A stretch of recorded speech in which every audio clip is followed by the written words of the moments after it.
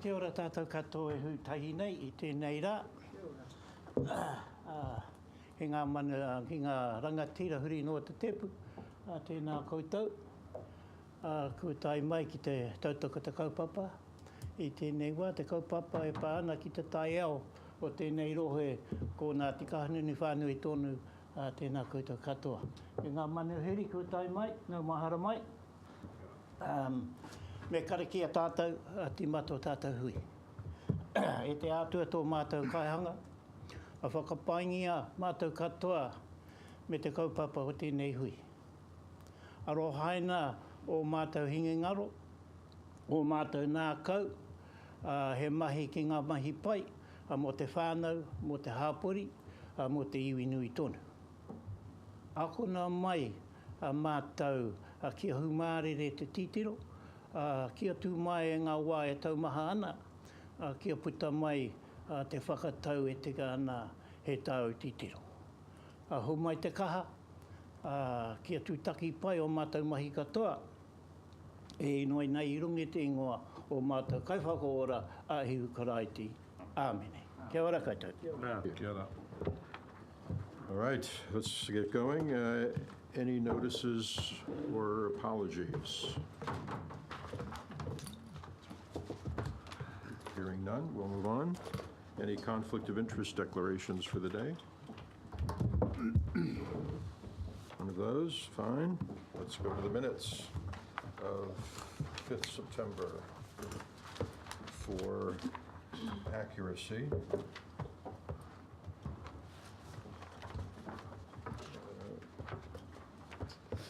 Pages 2, 3, 4, 5, 6, 7, and 8, 9. Someone like to move that these are accurate? So moved. Councillor Curtin, thank you. Seconded, Councillor Graham. All those in favor, aye? Aye. Opposed? Okay, minutes accepted. Any matters arising from them?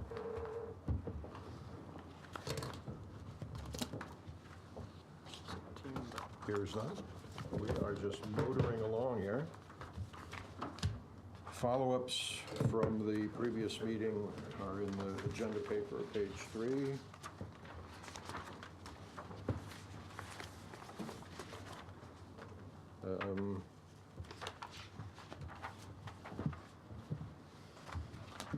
I think we'll just leave it to councillors to raise any further issues they have with the reporting on these. Councillor Bailey.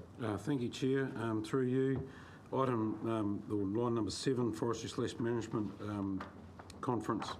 We've just got the status there as ongoing. Is anything actually being done to date on that, or? So we've had an internal discussion, and based on the volume of activity we've got going on, both with Central Hawke's Bay water issues and the upcoming public information evening we're having down there, and with the port consultation, we feel the best timing for this will be early in the new year. Yep. And we thought that we could do it not only focused on slash management, but a general forestry and Hawke's Bay symposium or event, and combine that with the work that we're currently doing around the potential for further investment in forestry. So taking quite a holistic approach to the council's forestry interests, and having a substantial event rather than a sort of a quick and more focused one just on slash management. So that's the plan. That's yep. Fine. I'm happy with that, but it would have been of assistance if some mention of that had been made in the agenda. Understood. Yep. Are there any other comments, questions about follow-up items, which carry on through a number of pages here?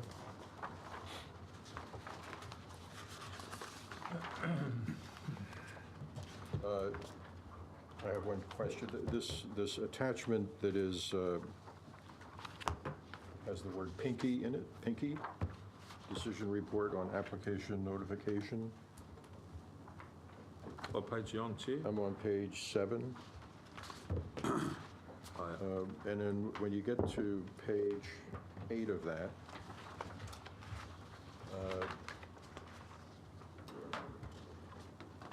was there. If the answer, oh, I'm sorry, it's on page 7.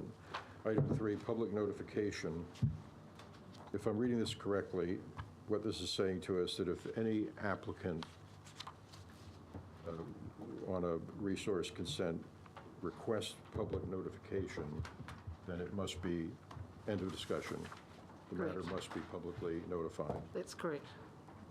So I just want to reconfirm, that means that on an item like we'll be discussing later today, tranche 2 consent applications, if one of those applicants were to say, I want a publicly notified discussion of this matter, that would be the end of the, They would request public notification of their application, yes. and that would sweep everybody, the whole thing into the, No, it would apply to their own individual their own consent. application. Yes. okay. Thank you. Any other? Do we have to move to accept these? This report? Would somebody move to accept the report on follow-up items? Second. Councillor Barker and Councillor Curtin. All those in favor? Aye. Opposed? Carried.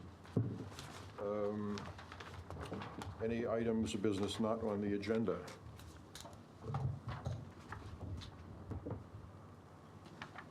Thankfully none, because we were going to have difficulty with the agenda today anyway. We're expecting to have a workshop at 2, correct? Correct. And one update to that, Chair, is that the item involving Mr Druzianic and the Kahitia Limited Partnership has been deferred as he's not available this afternoon, so we have a little bit less pressure on the workshop agenda. Okay, so all right, we'll play it by ear, but as you all will have received a fresh copy of the agenda for today that reordered the items that we're going to be taking up, partly because of the concern that we had that workshop, and there were some things that got kind of buried down at the bottom that I thought we needed to be sure to address. So there is a version of this. People have it or not have it? Haven't got it. No. Got it? Has it been updated on? Is it online? I don't know, Leanne worked with this. Yeah, sorry.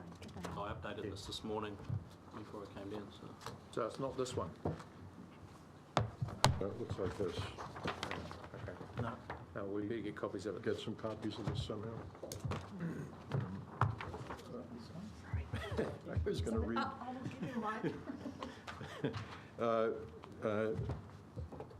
We'll deal with that when we get back, but we can just move ahead. The item 6, the Ahuriri Estuary Stormwater presentation, is still first thing on the agenda. We have our guests here, Wayne and et al. Would you just care to come up and we'll launch right into this? Oh, that's you, Wayne.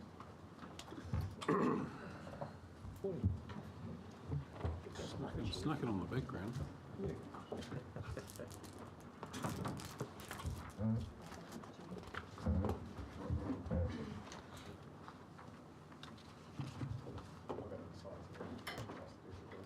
Put in your cheek camera.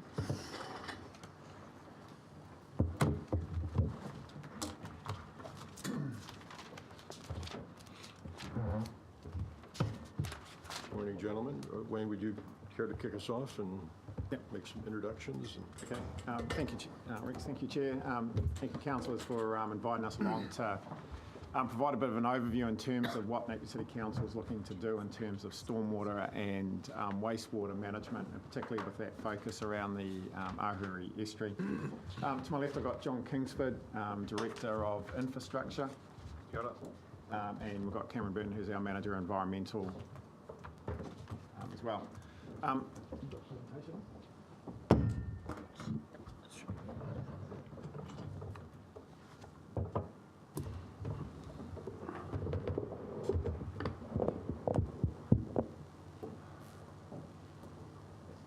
Great. Excellent. So what we wanted to do today was to give you a bit of an outline in terms of what our philosophy is around stormwater management and sort of that focus also on the approach that we're taking. We recognise, and this is the same with both stormwater and wastewater, that what we are dealing with is a legacy issue in terms of how the city's network was constructed many years ago. And obviously there's a greater focus now on environmental outcomes and how we're sort of progressing towards those changes. So we'll take you through some of the processes that we're looking to do that, and also some of the work that Cameron and his team have done too, looking at the Thames Tyne waterway and that connection to the Pandora area. Wastewater, we'll give you a bit of an overview in terms of the discharges that we've had, the reasons for that, and how we manage that, and also what's of interest as well is some of the monitoring that we've been doing in the pond as well as the upper estuary.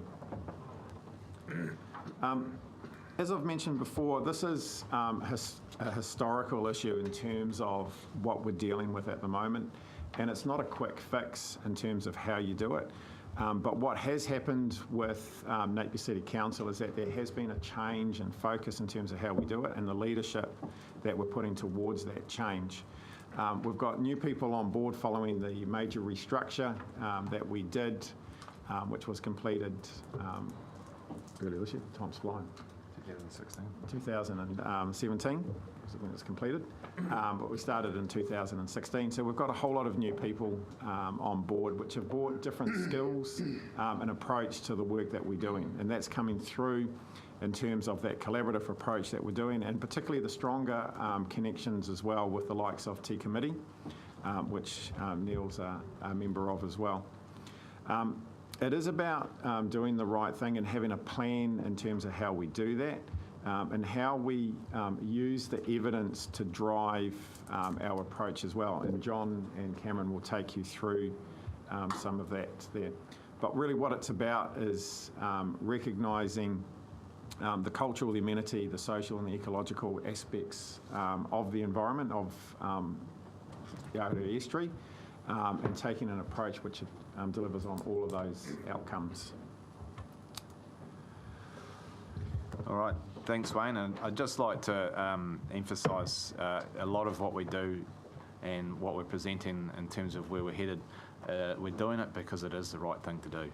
Yeah, we've got consent conditions and we've got obligations in that regard, and they back up what we do, but our team is really passionate about the environment, and that drives us as much as anything else.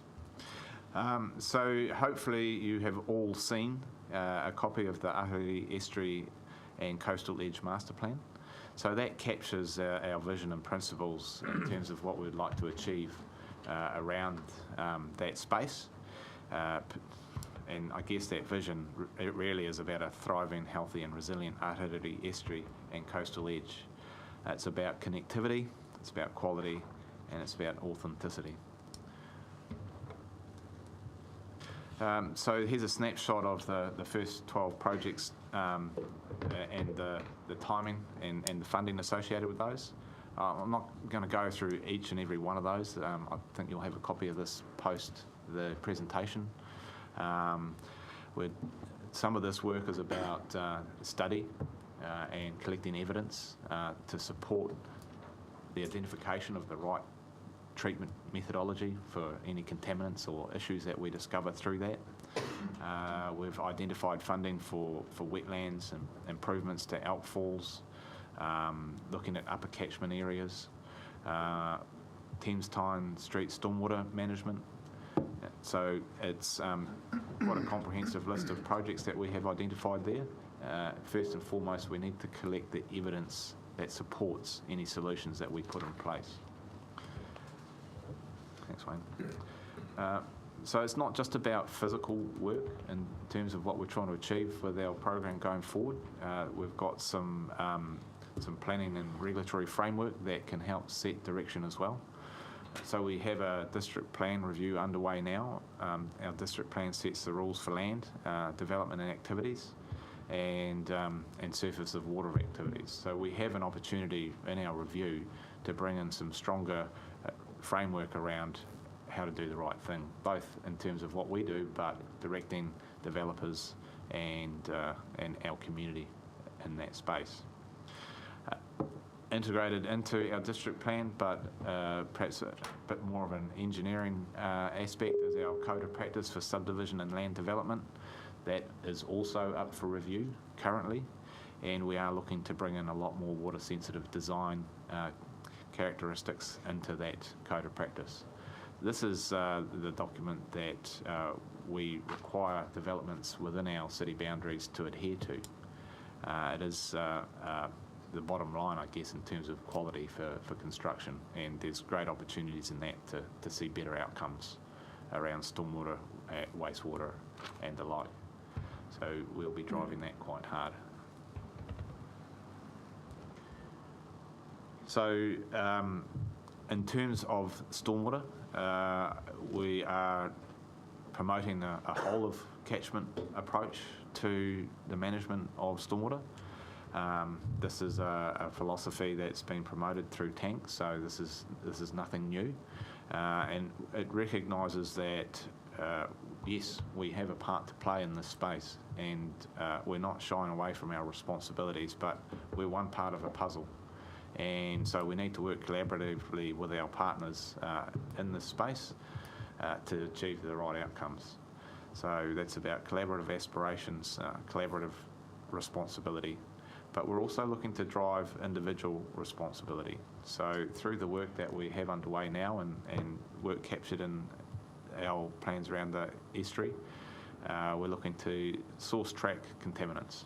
So find out where these sources of contaminants are coming from, and if that's from an individual property or business, ensuring that they are responsible for their actions. That could be in pipe, it could be in channel, it could be end of pipe cleansing. We do have industry within our borders, and they undertake activities that do present risk to contamination of stormwater. So we are working through with them in a collaborative sense to identify what that risk is and ensure that they are managing on site. The best way to eliminate contamination is to cut it off its source. So that is part of our approach. And I guess just to reiterate, we're one piece of the puzzle, and I'm going to ask Cameron to give you a bit more of an overview of what we see as the whole catchment for the estuary. Cool.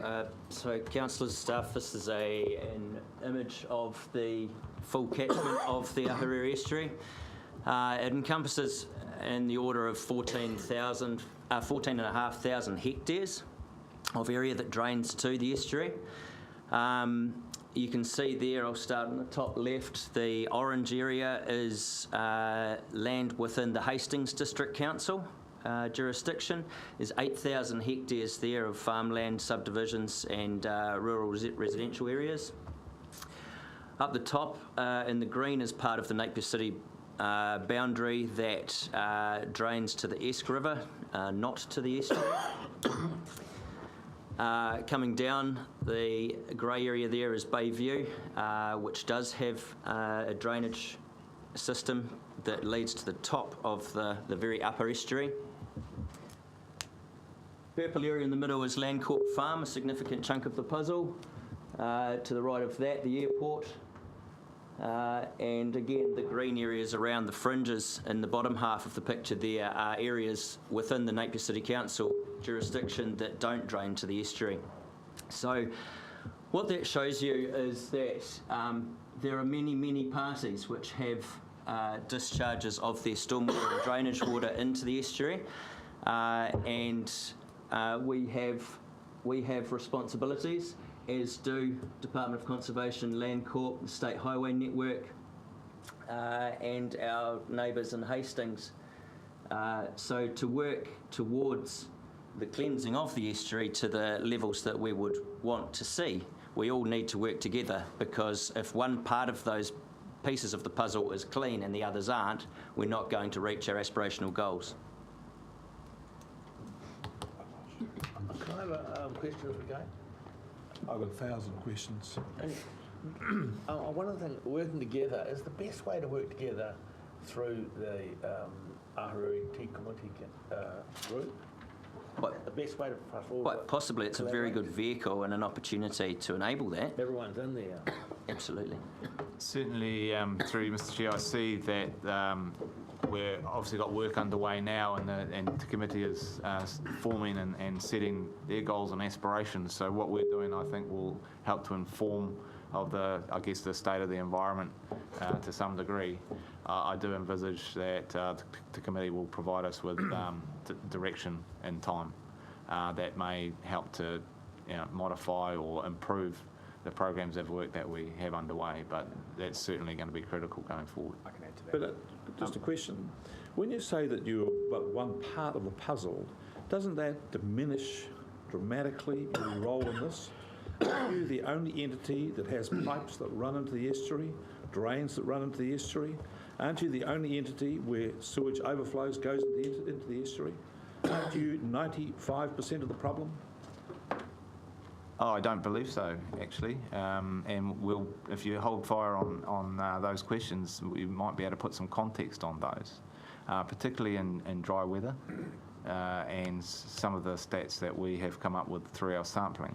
So, I'll come in on that. Yeah. Through you, Mr Chair, I think, as John is saying, that there's some further information to come which will answer some of your questions. But just in regards to Rex's comment, I think T Committee is probably going to be the strongest vehicle to make some of the change and drive the change. The opportunities with T Committee is that the requirement is for that committee to come up with an estuary management plan, and that plan will then guide a lot of the work that has to take place with all the agencies that work across it. okay, so what is underway? Well, there's quite a bit of work to talk about here in order of what we're looking to roll out to address our legacy issues. And they span stormwater quality improvements, network capacity, infiltration and inflow, regulatory and asset management systems.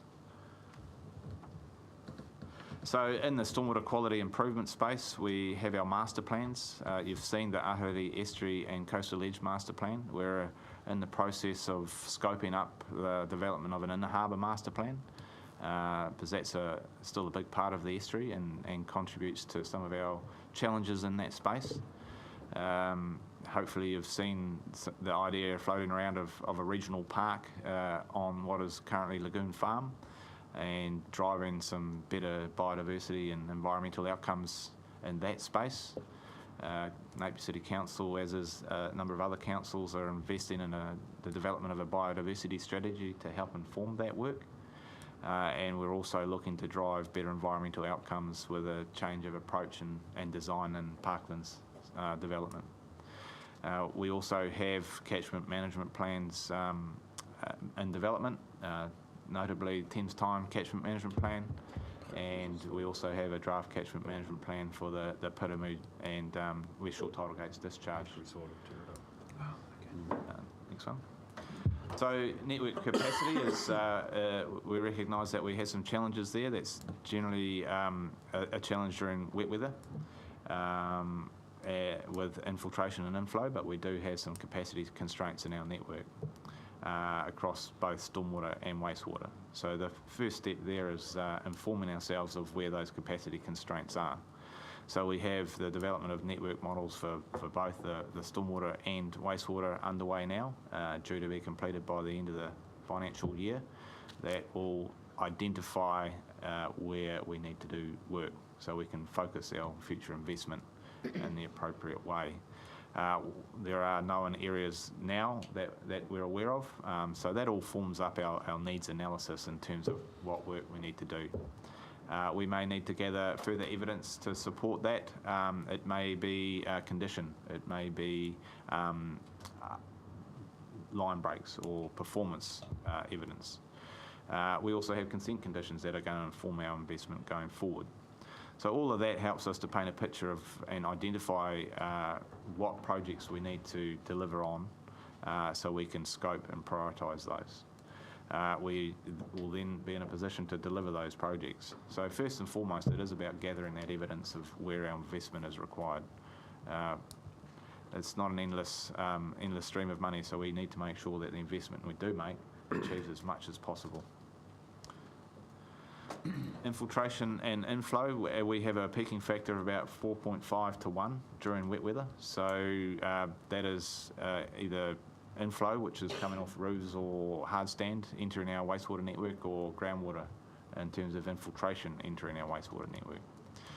So we are looking to pursue those locations where we do have I&I, and we're working on a prioritised program right now to meter, track and monitor infiltration, but also inspect existing and new developments for any erroneous connections to our wastewater network.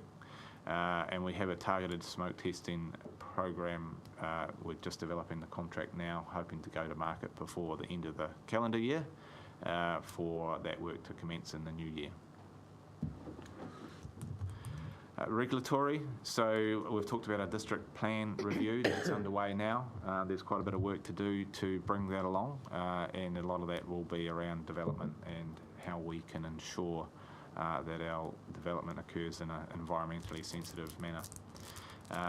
We also need to review our relevant water bylaws, so stormwater and wastewater bylaws are up for review, and we'll be looking to see how we can strengthen those to deliver better outcomes in terms of stormwater, eliminating contamination and wastewater and trade waste. And I've already mentioned our review of our development standards. So another big piece of work underway is our big asset management systems implementation. So that's really looking at how we manage our infrastructure across the city. And I guess, you know, it's as much about assets as it is about delivering value to our community. So it's as much a value management system as an asset management system. And that's really looking at an integrated approach across the whole of council and all of the activities within council. We're all part of that picture. We also have quite a significant change project underway around maintenance management and how we can use our current tools and activities to better inform ourselves around what work we do, condition of and performance of our networks. That is primarily focused on water, wastewater and stormwater in the first instance, and will progress into property and into parks and reserves in the later stages. Question, Chair? Sorry, just the network modelling and the smoke testing. Yes. All things going according to plan. When would you expect those projects to be completed? So the network modelling, we expect the models to be built by the end of the financial year and delivering some context on our networks at that point. We still have to calibrate those, so there'll be a bit of testing around that. So that's both the stormwater and wastewater. That'll inform our renewal and upgrade programs going forward. And our smoke testing this year, we're focusing into areas around EIT, Bill Hercock, and one other area up in that space. The name skips my memory right now. So that should be finished around March. That'll identify where we have work to do, and that's just the start. We'll have other programs as we roll out. So that'll be one piece of our network. We'll have to continue through other pieces in a prioritised fashion. Okay. So it won't be just one effort, one contract. There'll need to be multiple. And so that'll be basically ongoing for quite some time. I believe so. Yeah. Yeah. And you're prioritising those on some sort of matrix decision matrix. Yeah, basically on our operational experience around where our network is constrained during rainfall events. So the areas that I've mentioned, we know we have challenges in those spaces. They hit their markers earlier than others, so that's our priority in that regard. Cool. Yep.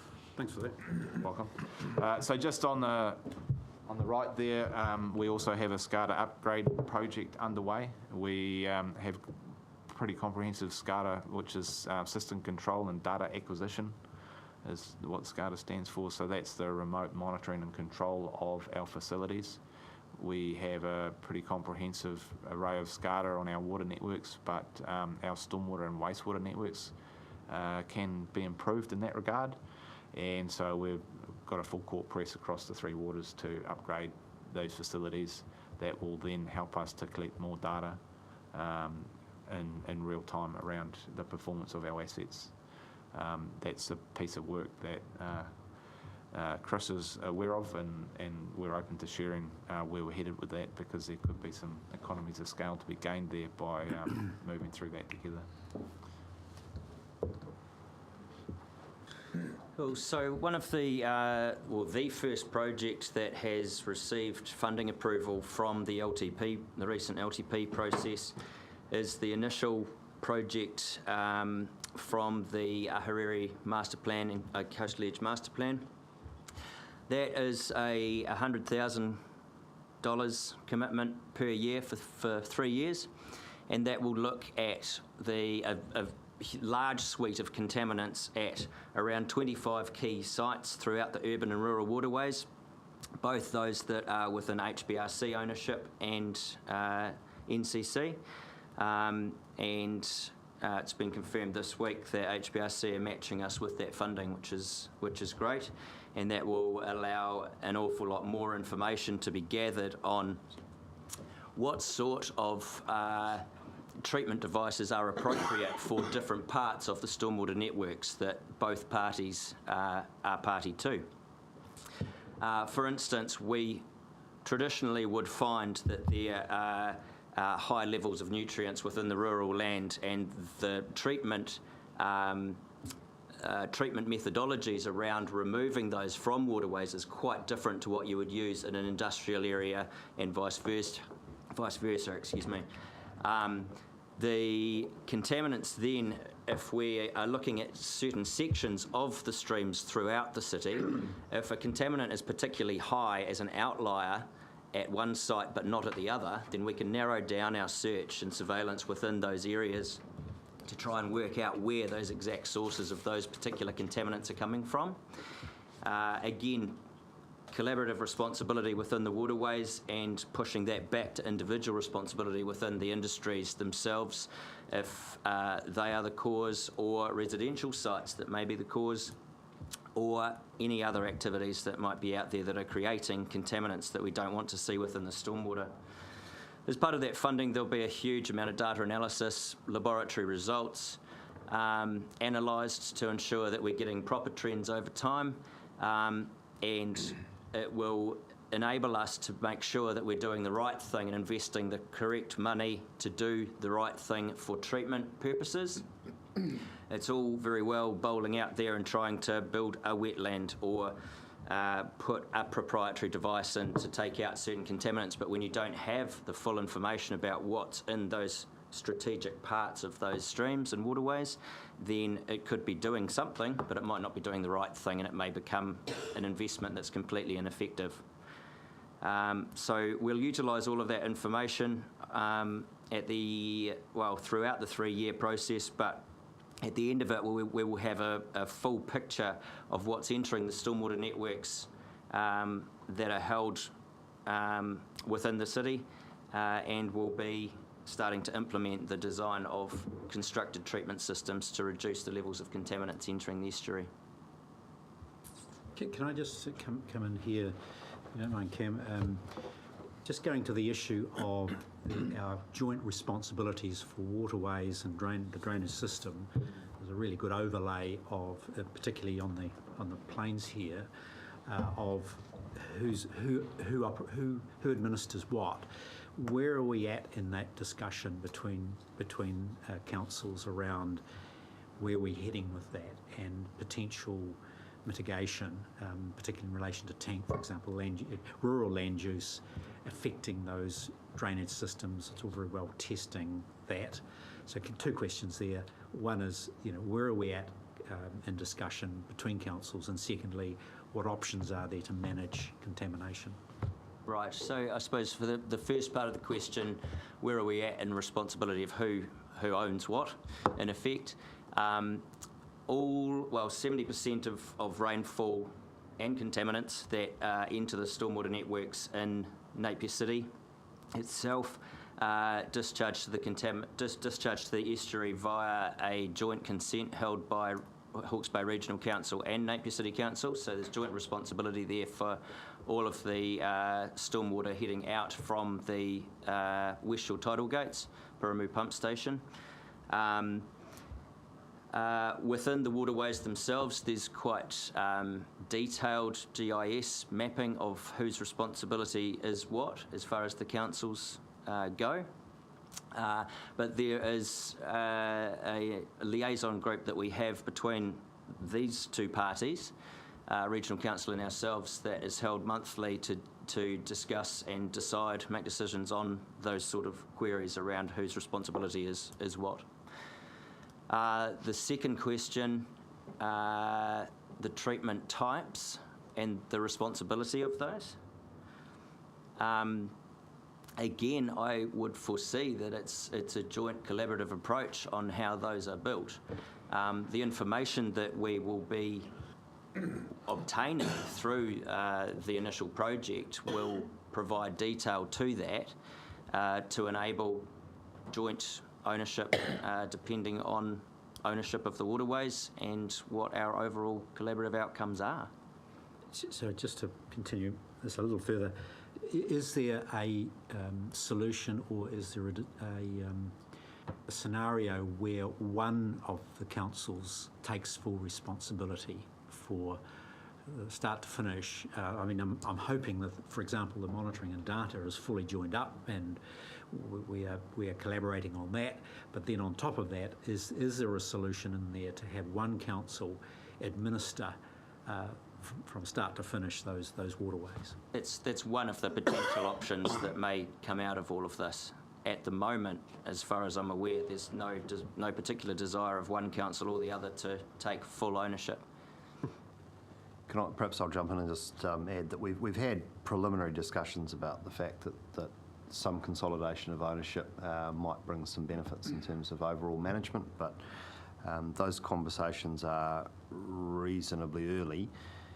Obviously, we've got the Heretaunga Plains Flood Protection Scheme, the elements of it in the peri-urban environment that are draining a range of rural properties, horticultural properties, particularly in the sort of Miani area, that then channel through the city, and we've got urban stormwater networks then feeding into the regional council's drainage network. And so we start unpacking potentially the integrity of the rural drainage network by vesting some of those responsibilities, which have historically been the responsibility of the regional council, to Napier City, and that opens up bigger questions across the Heretaunga Plains in relation to Hastings District Council and the interface between our network and their network as well. So it's quite a big strategic question. It's one that we'll need to give some deep thought to before we bring you any advice on any potential changes. At the moment, I mean, one of the potential gaps is TANC is seen as the mechanism to manage the land use.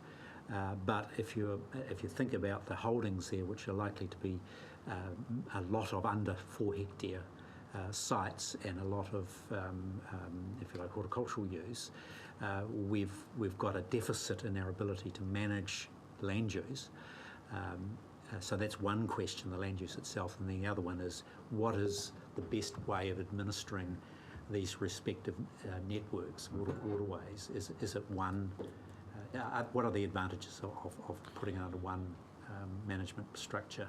So just in relation to tanks, so the 4 hectares will relate to the extent of requirement around things like farm environment plans. Once we get to smaller properties, there are still rules around particular high-risk activities.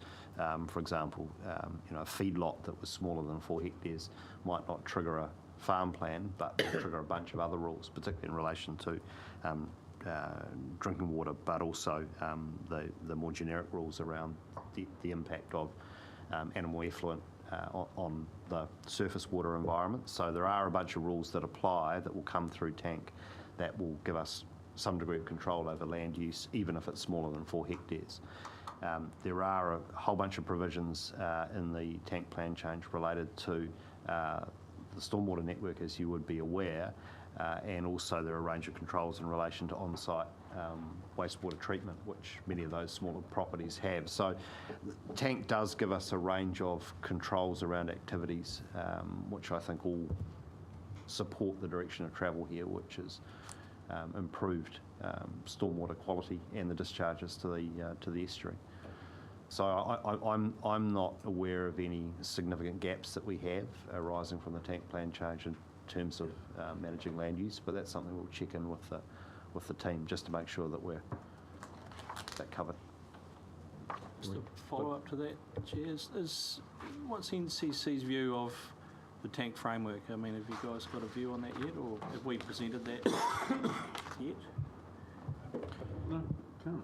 I don't recall whether we've presented to Napier City Council on the tank plan change, but obviously Napier City Council's been intimately involved throughout, and John's been a contributor, and Chris prior to that as well. Yes, I was a representative from Napier on that tank process, and I think it's helping to assist Napier in formulating some of those rules around stormwater and providing good guidance. So certainly been connected into that process, and it has assisted.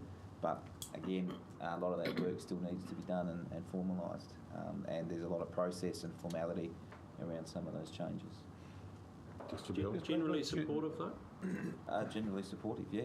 So we've been involved, and we've signed off that we, from the representatives' perspective, agree with the changes, and then it's still got to go through a formal process with Napier governance, etc.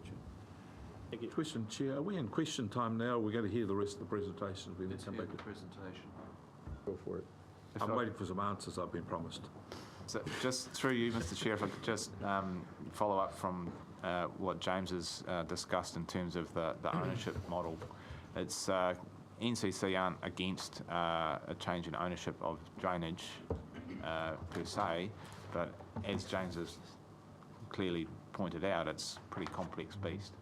And to presuppose that an ownership change at the start of our process would potentially eliminate some options that might be better. So have to just work through the process. Okay. Thames Tyne, Pandora Industrial Area, always a hot topic, and we've been doing a huge amount of work in this area. The catchment management plan delivers results over and above what the resource consent requires, which we've been managing through the monitoring and education of industry leaders, the liaison through the Stormwater Working Group has been very, very successful, and a lot of the successes that we've had in this area so far have been built on building good relationships with the industries. We've had some recent successes where there have been pipes that have been forever discharging from industrial sites into the waterways, the Tyne and Thames waterway, that have been removed just through having conversation. And each high-risk industry has an environmental management plan in place now about how they operate their site, what housekeeping they're doing, how they're storing chemicals, what's being swept up before a rainfall event on their hard stand area, what future plans and investment they have on roofing their properties, all manner of things that lead to better waterways in that area. We're carrying out cultural monitoring. Actually, the environmental management plans have now been rolled down to the medium risk and medium high risk industries within that area, which is another step as part of our journey. And they've been very, the demand that they provide, those have been very well received by the industries, which shows that they're all on board in trying to clean up the sites as well, and they're well aware of what we're trying to achieve. So we're in there frequently. My team's in there basically on a weekly or more frequent basis, meeting with the industries and physically monitoring up and down those waterways. We've done stock takes on the discharge pipes leading to the waterways, so that we can endeavour to get those reduced over time. And there's a lot of technical and annual reporting that comes out and is presented to the Regional Council based on the catchment management plan and also the resource consents. In addition to that, we're now involved in the engineering approval and resource consenting part from the Napier City Council side. So when an industry decides that they want to open up a whole lot of land or change their activities, that gets caught within our engineering approval and resource consenting portion of our business, and we're putting our environmental tinge on that before things get out of hand. The recreational area monitoring, I'll discuss that shortly, and we're carrying out visual ecological assessments and about to do core sampling within that area to ascertain whether it's possible to do some desludging and removal of some sediments there. The risk with that is that there may be levels of legacy contaminants below the top surfaces of the sediment that we see at the moment. So by trying to reduce the level of contaminants within the top sediments, by removing that, it may actually open up legacy contaminants from the past that we're not aware of until we do such monitoring. One of the interesting surveys that we've done is collecting samples throughout a tidal cycle. So 12 or 13 tidal cycle, 12 or 13 hour tidal cycle, looking at E. coli and enterococci, which are the hot topics in relation to the Pandora Pond. You'll see the grey dotted graph there is the tidal level. So we started our monitoring on the left-hand side of the graph there on a low tide. The green green line on the graph is the level of enterococci in the water sampled. The orange graph is the level of E. coli in the water sampled. So what you can see through this monitoring is that as the tide turns from low tide to high and all of that estuarine water comes rushing over the mudflats into the Thames and Tyne area, the levels of E. coli and enterococci rise considerably on the incoming tide. And as the tide goes through to high tide in the middle of that graph, we've got very, very low levels of E. coli and enterococci. And as it comes out of the Thames Tyne area, there is a slight rise again, which is nothing in comparison to what is being, on this sampling occasion, washed into the Thames Tyne on an incoming tide. And this monitoring was done after 5 days of dry weather during a dry day. So it really shows something that we didn't quite expect, in that a lot of the microbial content from the estuary is actually getting washed into the urban waterways. From where? From the estuary itself. Can you perhaps explain that a little bit more, Cam? Because the way that I read that is that actually it's very, very high at low tide, and as the tide comes in, the E. coli drops. Dilutes. Just dilutes. Yeah, I read around exactly. Effectively, the water cleans it out, washes it out. That's the way we There read it. will be dilution of E. coli because of the level of the immense amount of tidal water coming in. But at the start of the graph, it's low tide with the tide rising. So it's pushing, the tide is coming up in the estuary and the tide is coming into the waterways. Rear-end the other way. It sort of looks like there might be a temporal lag effect. So you've got no water in the estuarine environment. No doubt you've got, so sunrise, you've got it warming muds, etc. So it's climbing. And you started to get a little bit of water coming in on the tide. Yes. But it's only when there's only just a fraction of that, then it turns and plummets pretty quickly. So I know Anna's here, so Anna's nodding her head. Is my interpretation of that right? I'm with you on that. So that's not E. coli coming in from the water. That's a highly contaminated environment, if you like, as a consequence of exposed muds and the warmth, and then the incoming tide's actually cleaning it up. Yeah, so when the tide is full, the E. coli is less. But what it's showing is that when there's that flush of the mudflats from the estuarine water arriving, it's flushing off a whole lot of E. coli and enterococci as it comes in towards full tide. Yeah. What's obvious here, we've got two dramatically different interpretations of the same statistics. And I would say, without anything else, that's unreliable. But it is only one sampling round, one event. It doesn't matter. The fact is that you've got two radically different interpretations of the same facts by two people who know what they're talking about. So therefore, what you're proposing here is unreliable. I'm not proposing anything, it's just information from what we have Well, the found information on the you're day. proposing is unreliable. The interpretation is, not the information. Interpretations. I think, let's just move on. I think the data is the data. How you interpret it can be interpreted in different ways. Have any other data sets been obtained on that, or is that just the only one you've done? That's the only one we've done at this stage. Because I found that interesting, but it'd be nice to have it confirmed or denied or whatever, so, yeah. Well, if nothing else, it puts a bit of additional context on the challenges that we face. It's not just contamination of E. coli coming from our drainage network. That's the key point that you can take away from this. But that's not true. James has got a different interpretation for you, which has a different interpretation of that. Well, and his is just as valid as yours. Coming off the mud flats. Sorry? His is just as valid as yours. So we'll look at your source of information in terms of where your position You will is keep coming going from. through the No, it's the interpretation of it. That's the point I'm making. So you've got two different interpretations of the same set of figures, and I'm just saying, if you're basing that on your interpretation, how do you give us any confidence that you're right? We're going to have questions, Okay, Chair, or are we going to the end of the let's presentation? keep on. So another thing that we've been trying to do is obtain information around the levels of E. coli and enterococci in the Pandora Pond. The reasons, or one of the reasons we were doing this was to get some science based on reduced variables. So we've been sampling twice a day since September on a low tide and a high tide, so that takes out the tidal influence of how the levels of E. coli may be affected.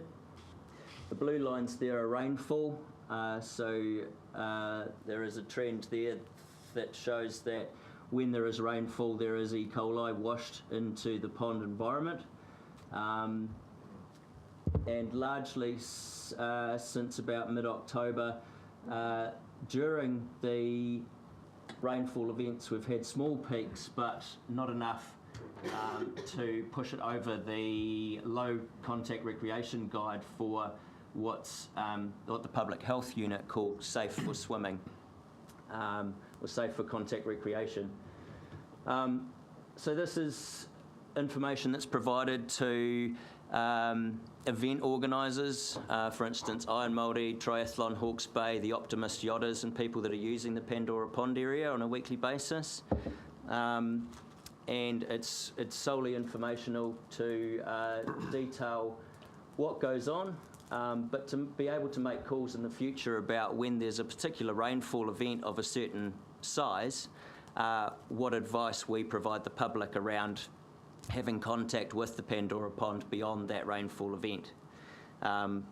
So with this information and what is obtained through the once a week monitoring that Regional Council does for contact recreation, we'll be able to hopefully make some sort of calls on providing information to the public around their personal use of the pond and whether it should be advised that they don't go in for example, 3 days after a 10 mil an hour rainfall event.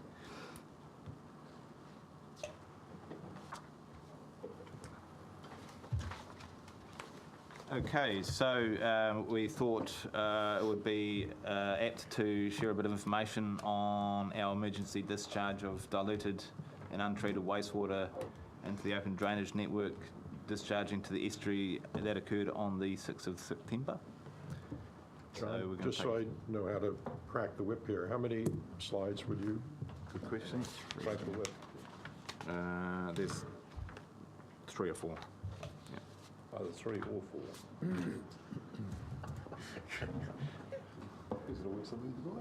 4. Just as a matter of some background monitoring that we were doing prior to the day of the discharge, we're up in the upper estuary checking on the waterways prior to the rainfall event, and we did some sampling in the upper estuary, and upon the onset of rain, we took these samples up in the top of the estuary, which showed that There, again, were quite high E. coli levels within the upper catchment, and due to the rainfall, we'd also seen a slight elevation in E. coli levels and enterococci levels in the Pandora Pond at that time. So again, it's just detailing that there are various sources of E. coli within and enterococci within the estuarine environment itself.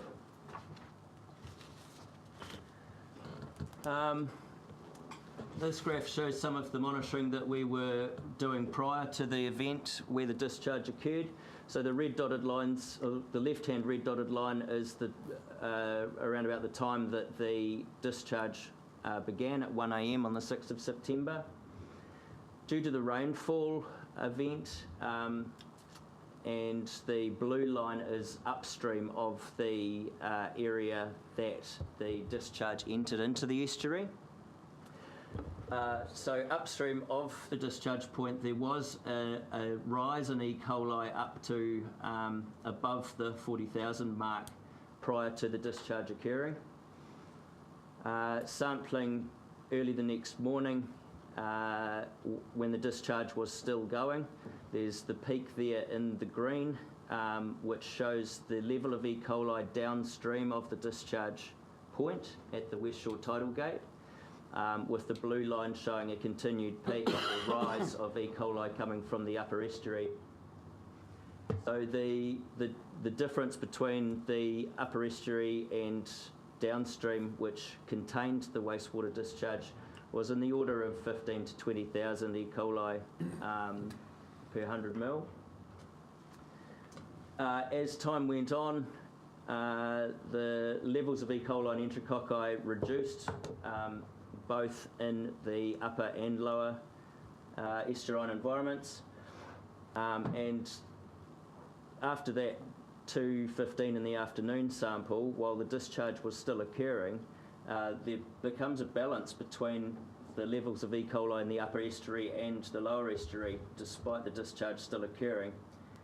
And then post the discharge on the morning of the 7th of September, the upper estuary actually had more E. coli than the lower estuary did at that time. That may be due to delayed flushing or tidal cycles from the estuary itself, or delayed flushing from the upper estuary down, depending on the tides at the time. And again, that can be interpreted in many ways.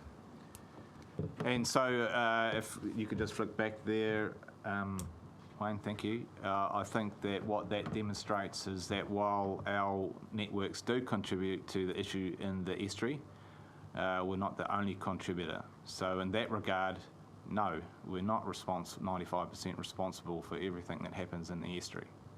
There are other elements at play here that we have no control over. And so we do need a collaborative, whole of catchment approach to addressing these issues. We're owning ours. We've got a program of work in place to, over time, address our problems, but we're not the only player in the market. So in terms of our wastewater network, we have a significant program of work that we've identified. As I mentioned, we do need to gather our evidence to support and guide future investment. That starts off with hydraulic modelling, our infiltration-specific investigations, review of pumping capacity across our network, and particularly our wastewater outfall is a challenge there, both in terms of capacity but also its condition. Recently we discovered through annual maintenance that it had some structural issues, and so while we've put in a time frame there, we're looking to see how we might pull that forward as much as possible. We will undertake pipe renewals. We've got a piece of work now looking at every point in which our wastewater network crosses an open waterway, and we will use that information to undertake condition assessment to see what, if any, further work might need to be done in regards to that part of the network. That will drive and inform some of those investment line items there. We have some improvements to do to our industrial trade waste main, renewal of pump stations, improvements in Taradale's wastewater network, and wastewater treatment plant quality improvements. Again, that 2030 timeframe is likely to come forward. So one of the things we are having discussions with the council about at the moment is looking to see how we can bring forward the outfall. So one of our impediments at the moment is just the capacity through the outfall pipe, and we have got a plan of work in the future to address that, but we're looking to see if we can bring that forward.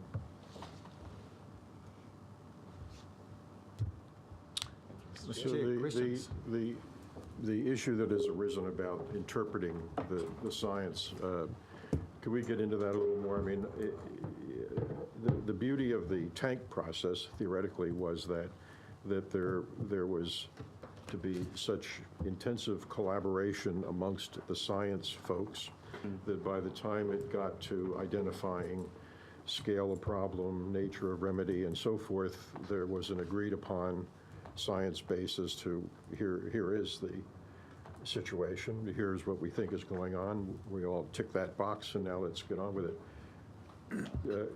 If we had our science folks come in next week and present to us, would they agree with what you've been saying here? Would they disagree? Do you know?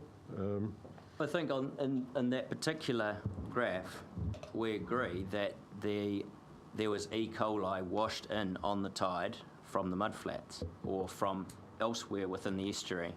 And as the tide gets to high tide, the levels of E. coli within that are diminished. The point is that as the tide comes in, there are high levels of E. coli in the water. And I don't think we disagree on that. So I don't want to bore in on that particular thing. There are lots of science issues involved in what you're presenting here. And are we generally on the same page or? Believe so. So Chair, through you, one of the things, and I think it's probably a gap that needs filling in this process, is that I am aware that our science team are not well connected into parts of this work. And I think that we could spend the rest of this meeting debating interpretation of the graphs that have been put up, which I think is unhelpful in this forum. Agree. A far better approach would be that our science team have full access to all of the data that Napier City Council have got and are able to make their own interpretations of it independently, and then the two parties can come together and thrash that out. That would be a helpful way forward. I agree. Because there's a bunch of questions there around, in my mind, where is it coming from? What's the source of the E. coli, for example? It's a fantastic environment for birds. It could be that actually the fair bulk of it is avian. We don't know. And having a joined up science program between the two parties would really help our knowledge and will avoid debates around the science, so we can get on to some discussions about what are we going to deal with the issues that arise from the information we're getting. Through you, Chair, that would obviously also include Hastings District Council, because there's a fair chunk of the estuary receiving, or the catchment of the estuaries in their gambit as well. Absolutely. It should, at the end of the day, all three councils are going to be working towards improvements in the estuary, so we need to collaborate. To my mind, we need to collaborate as much as possible. So, I think it's a good suggestion, Ian. On the science of the graphs, can we go back to the graph, the second last slide you showed, that one there? Now, can you just explain to me, the green line is Ahuriri Estuary. I just can't see these are chairs. Ahuriri Estuary, downstream of West Shore Tidal Gate, and the blue line's upstream. So where exactly are those samples taken? Positions. If you picture the expressway heading towards the airport from town, we've got the Pirimu pump station on the left. Yes. And as the discharge point is at the West Shore Tidal Gates, as you go over the bridge over the estuary to your left, the sampling point was about 70 metres upstream into the estuary towards the Pariati Hills. Yes. And the downstream point was beyond the walkway under the expressway. But how far were the points apart?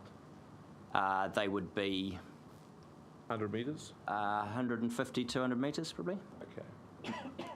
And so is your presumption that the upstream one, that is the blue line, that's coming off the hills on Paraiti up through there, up the estuary, and that the green line is below that where the discharge gates are.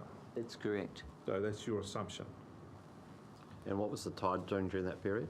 The what, sorry? The tide through that period? So the That's tide my would have next gone question, in and please. gone out through that process? Tide was going out at 1 a.m. on the 6th of September. 1 a.m. Chairman, Councillor. thanks for your presentation. The major impediments in your wastewater system, as shown there, well, the big budget items are the outfall and capacity of the outfall and capacity of the treatment plant. And then there are other less costly items as well. So which is the major impediment, or is there not just one? Could you actually go back to that slide that had the dollar figures? The last slide, Through you, Mr. Chair, our outfall potentially has capacity constraints. We recognise that, so we're working through that. We're just looking at our pumping capacity at key pump stations around our wastewater network. So it's more around the pumping capacity. Most wastewater networks are designed to cater for a 5-to-1 peak in wet weather. So our network has a peaking factor of about 4.5 to 1 on average, but some areas are higher than that, and that's part of the areas that we're looking at first and foremost. So we'll look at the capacity of our whole network. We know we have some areas that have capacity constraints around pumping or what have you, but we won't be limited to looking at those. The treatment plant has limitations. The treatment plant doesn't have limitations, it's the outfall capacity. So wastewater treatment plant quality improvement. Quality So that's looking at when we come up for consent renewal, will we need to implement an additional stage of treatment to our wastewater prior to discharge? Going past What's that, sorry? Going past primary treatment. Well, we have 2 stages of treatment. Primary is the screen and the secondary is the BTF plant, but it's quite possible that we'll need another. So while this work is being undertaken in these timeframes, could it be asserted that you are approving development plans, residential or industrial, that will exacerbate the issue while at the same time you're fixing it? Our capacity constraints are during wet weather. The network has plenty of capacity to normal dry weather flows. It is in that wet weather, and it's not every wet weather event that causes that. It's prolonged rainfall. So the rainfall that led to the 6th of September discharge was upwards of 150 to 160 mils over the course of a number of days, which is not a frequent event. But yeah, that's why we're doing the modelling and we're progressing this as quickly as we can. Councillor Bailey. Yeah, thank you, Chair. Just following on from that particular question. Once you've done all this proposed work, what level of confidence can we have that there'll be no further discharges of sewage into the estuary? And I'm recognising that it's only one part of the problem, right? But that's the part you guys are responsible for. So. Look, our desire would be to have 0 overflows ever. We can't make a promise like that, but that's certainly the outcome that we're looking for. And while we've got this program of work up here, when we've collected our evidence, that might tell us that we actually need more than what program we've got in front of us. Until that time, we just don't know, but we're not close to the fact that might be the case, and we'll have to invest more than what you see on the screen. Okay, no, that's cool. So, in line with one of our earlier slides around continuous improvement, once we've done the work that we've said we'll do, we'll look for the next step. So it'd be fair to say that list you've got there is based on the information that's the work you're confident you should be doing based on the information you have to hand at the moment. Doing some more investigations. There may or may not be some more coming in there. That's a fair summary. Yep. Yes. Just one other question, which is kind of not related, but you you have a testing regime under your consent condition for the Tyne Street discharge, and I see that that's been something's been going on there because I looked at one of the reports that came out not long ago. I think it was with the working group that had the plan. Working group? Yeah. Where can and that's a fairly extensive list of stuff you're testing for. Are you testing for any additional things apart from what's in those consent conditions? Yes, we are. There's the list in the catchment management plan is what we're basing our assessments on at the moment. Yep.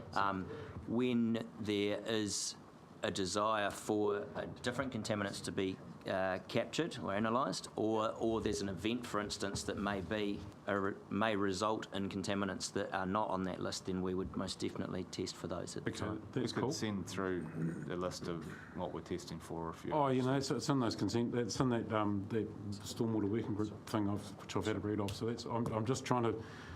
There are members of the public who are interested to know what you guys are testing for, and if it's in that, if there's already a list there, well, then there's no point in us, you guys repeating it now.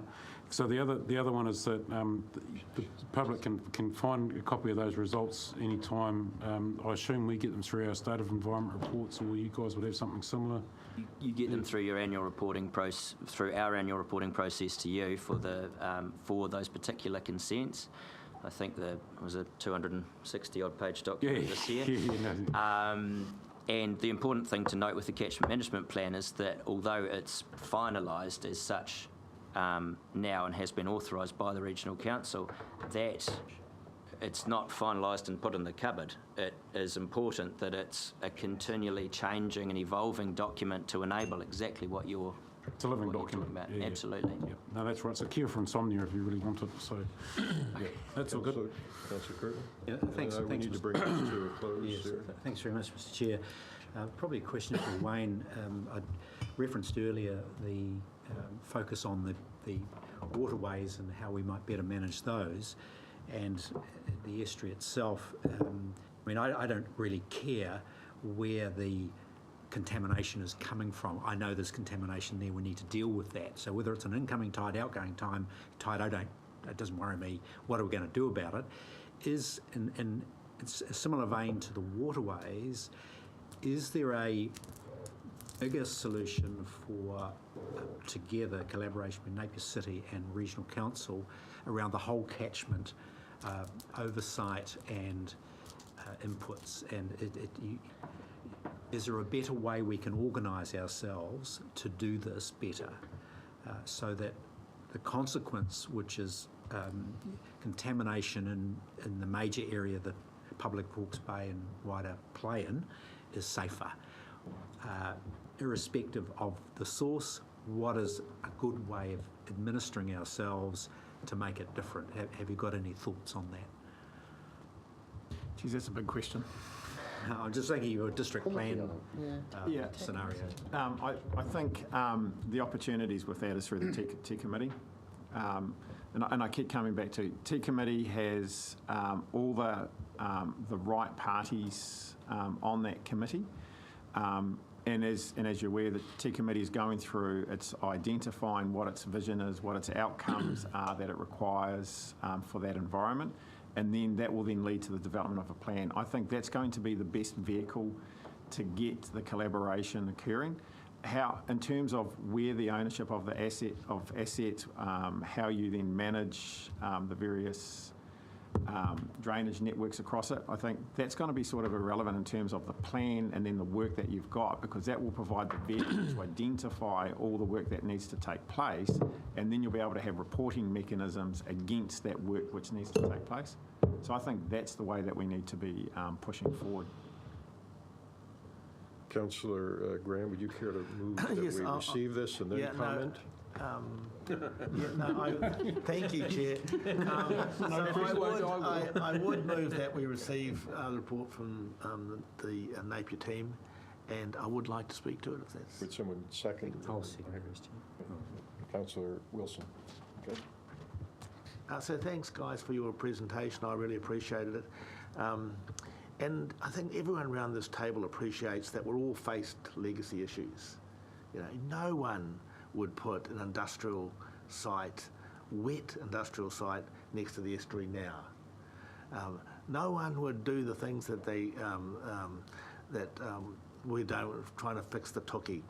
We have legacy issues that we're facing all over the place. They have in Auckland with Castor Bay and Mairangi Bay, and just everybody's got it. So we really appreciate it's just not your challenge either, and I think that map clearly showed that there's a whole lot of other contributing factors that we've all got to collectively solve. And the Tea Committee is probably the best vehicle to do that, as Wayne's pointed out and as I previously pointed out. So, but I do really appreciate the fact that you guys are really trying, you know, you really are there. Because there was some cynicism around this table a couple of years ago that some of our territorials were ignoring their responsibilities. But I think both you and Hastings have come to the party and are facing probably a new young breed, these two blokes who are coming forth and saying, well, we've got these problems, we've got to start dealing with them. It is going to be a journey. None of us are going to get these things right immediately. You aren't, we aren't. But as long as we're on the journey and we're collaborating on the journey, and I think that's the point that Ian brought up, which is hugely important, that our community expects us to collaborate.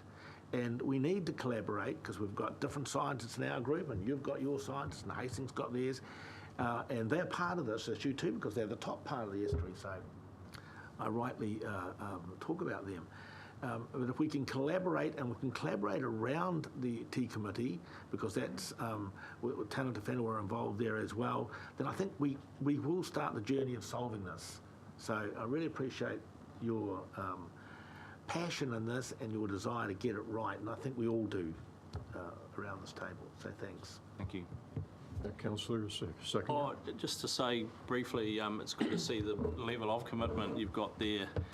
We know there's other contributing factors, obviously, but you know, you've come here with a fairly open book, and the fact that that figure's not static, it may grow going on. So well done, and it is a big task, but pretty important. So thank you. Councillor Barker. Firstly, I'd like to say that I welcome Ian Maxwell's suggestion of the science teams collaborate, because some of the things that you've shown there I'd like to interrogate thoroughly, and I don't accept on the surface of it the interpretations of the facts that put forward. I think there are alternative views about how that might be interpreted, and it worries me that we've got contested interpretations of facts. It worries me that if those contested interpretations are then the basis of policy making, decision making, it worries me where we're going to wind up. I'd like to be in the chair's camp of being optimistic about this, but I'm not. I'm not for a couple of reasons. I'm not because we do know that the sewage lines and so on are inadequate for the job when it rains. It goes into the estuary. We do know that the council is planning to put more houses and more development onto those very same sewage lines. There's nothing I've heard so far today that tells me that you are going to actually lessen the problem for that. In actual fact, it would seem to me that you're going to increase the problem. Now, I would have thought if you were going to be absolutely say that our philosophy, it's your word you used here, philosophy is we're going to be authentic and drive this, you'd have said no more until we get this thing fixed. But I haven't heard that. So what we're hearing is we're going to continue the development, and then if there's sufficient rain, overflows, we're going to wring our hands and say, well, it's a legacy problem, it's a legacy problem. I don't think that's authentic, which is the word that you have used in your own presentation. It's not authentic. So if you're going to be authentic and you're saying that the estuary is the thing that we have to fix, then I would expect not for you to rely on a committee, but for you to rely on your own resources within your own council to do everything you can to ensure that it gets no worse. Now, if the Napier City Council is going to continue to allow development, then I can presume on current settings it's going to get worse. Now, you're not going to convince me that it's genuine and authentic. So I'm going to be a tough critic, because that's my job. I'm not going to give you a soft run on this, so I'm going to hold you to account. Not because it's you personally, but because I see it as my responsibility as regional councillor. I'm here to hold you to account, firm and tough. So that's what I'm going to do, give you clear notice on that. And so when the science goes all through like it, I'm going to read it very carefully myself. I can read these things. So I'm going to do that. And I want to see that you are held to account of this. And let's be clear about this. The principal issue about this is storm and wastewater, and particularly wastewater is what we're completely, ultimately concerned about. That's going into the Ahuriri. And your council is the one that has the wastewater pipes that go into it. No one else. The farmers there, we've all got other things, but you're the ones with the wastewater pipes. And those are the ones which are absolutely, for my money, at the top of the rung of the problem. So we need to get that fixed. So I welcome the collaboration of the science, and it's going a great thing. Yeah, I just think we're going to have some very firm conversations. As to be completely open with you, I will be one asking some tough questions to make sure we do the right thing. Thank you, Councillor. Councillor Curtin. Yes, thank you, Mr. Chair. I won't be as harsh as my colleague. That's very soft. I'm very, very encouraged by the approach and philosophy of the Napier City Council, and I think that comes down to your leadership, Wayne. I think that's been tremendous throughout this whole process of your long-term plan. We're seeing a very substantial amount of investment taking place to deal with the issues, and the council needs to be congratulated on that. Of course, I will have my criticisms on the way through. I think that's what I'm put here to do, and one of those criticisms that we do need to join up our respective resources and make it work across the board. I don't think there's any disagreement on that. And I think we ought to look at any options in terms of the infrastructure that we respectively manage to see whether there's a better way of doing it, whether we can come to a consensus on that for the outcome we want to achieve. But look, I'm just, all I can do is say that the attitude around the table to committee, the responsiveness from the Napier City Council has been nothing short of excellent, and the council, the leadership of the organisation needs to be credited with that. I think one aspect I would suggest we throw into the mix though is the discharge to sea. We tend to focus on the estuary itself, and I think we need to throw some more resource at the coastal marine environment, your outflow, etc.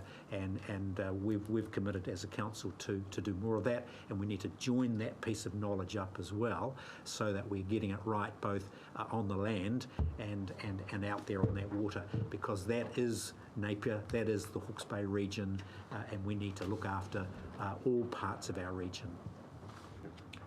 Anyone else wish to come? Councillor Bailey. Yeah, thank you, Chair. Thank you for the presentation. One of the things that have been concerning me over recent times is that I didn't get a sense of what the actual plan was. It seemed to be all over the place, and I made mention of that in the media. Setting it out like you have has really clarified that for me. And I'd like to thank you for that. Now, to me, that comes back down to a comms thing about how you communicate that out with the general public of Napier, so that they can have the same level of confidence that I have, that you've actually got a plan together and that you're actually doing something about resolving these really important issues. Because because the thing is there'll be some people that'll be sitting in Councillor Barker's camp where they have very low levels of trust, and there'll be others sitting in Councillor Curtin's camp where they have an entirely different view of things. And I think it's important that message gets out. And the other one is, because there are some good stories. I was really impressed with the way that you'd been talking to the industries and they'd got on board with what's going on. I mean, that's a really good story to tell that not many people will be aware of. The other one I think is, trying to think what the other good story was. There's another good one in there at any rate, but there's a lot of good stuff in there, and I think it's just, let's get the message out. And the other one, I think it's really important that we're all collectively responsible for resolving the issues in the Ahuriri Estuary. That's us, Napier City Council, and and Hastings District Council, and I think I'd like to see in the future when we have a presentation like this, that we're actually all here together rather than having you guys come in and then having Hastings District Council come in another time. I think it'd be good if we're all together and just be seen to be together on it. Thank you. Anyone else wish to comment? I will comment just to say that I think reasonable people around the table would have to say, listen to the presentation and say, oh, you're covering off on all the moving parts of a complicated situation that will take some time to resolve and maybe more time even to show some improvement that the public will accept. But I align myself with Councillor Barker's view on this. The reasonable people might look at this one way. The public is going to wait for one after another calamity and be looking who to hold accountable for that as it occurs. So I'm not sure that while there may be a plan that reasonable people might think is we're doing all we can do at the moment, and I guess it has to be grounded in a common shared view of what the science is, where that science is pointing us, that we have to recognize that I think Councillor is right, that this is going to get worse before it gets better. And I hope we have a good comms plan for that. So I will put the motion. All those in favor of receiving the... Aye. Aye. Opposed? No? Thank you, gentlemen. Very good. Comms plan ready? Thanks, James. Thank you. We have a jam-packed agenda here, folks, and which I don't expect we're going to make it through today. So what I would suggest is if anybody feels an urgent need to get a coffee or something, go get it, bring it back, and we're going to move to the integrated catchment management. To the union about this. I'm having my coffee break.